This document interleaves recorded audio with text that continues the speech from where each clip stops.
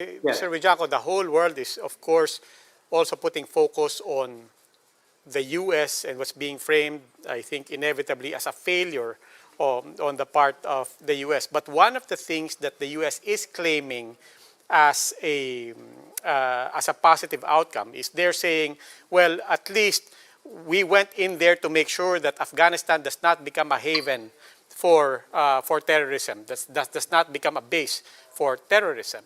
But since 2001, practically every major terrorist group in the world somehow traces itself all the way back to Al-Qaeda, all the way back to Afghanistan. How do you view Afghanistan as a haven for not just for civil war in the country, but as a haven for international terrorism? And how might we feel that here in our region? It's very different. You know, when the Mujahideen, when the Soviets finally left, there was no single enemy, so to speak. So many of the groups like Abu Sayyaf had nothing to do now in the Philippines, so they just export the jihad all over. The Chechen rebels, of course, the Bangladeshis, the Boko Haram. I don't know in this particular suit, regional impact of what's happening. One regional impact that's going to happen, of course, is the refugee problem.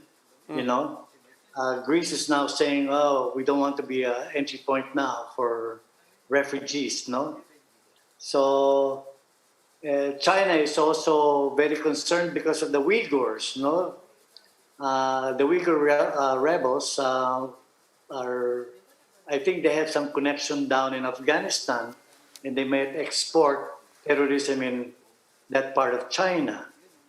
Tajikistan, Uzbekistan, Turkmenistan, they're very concerned. I don't know about Pakistan.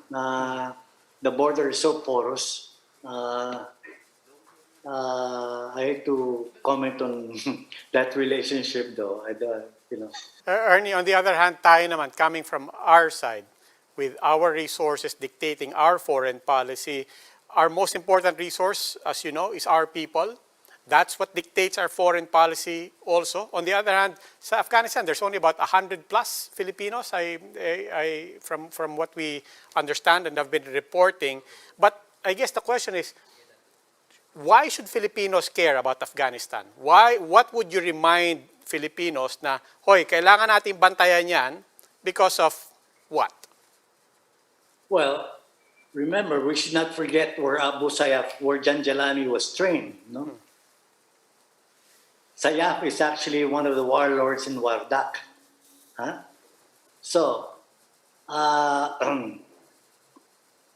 you know, the Cairo University is a place to recruit future fundamentalists, so to speak. No. So, in that sense, we should be worried about that. No? Whether it becomes a training ground for terrorism. You know, back in the 70s, it was Syria, no?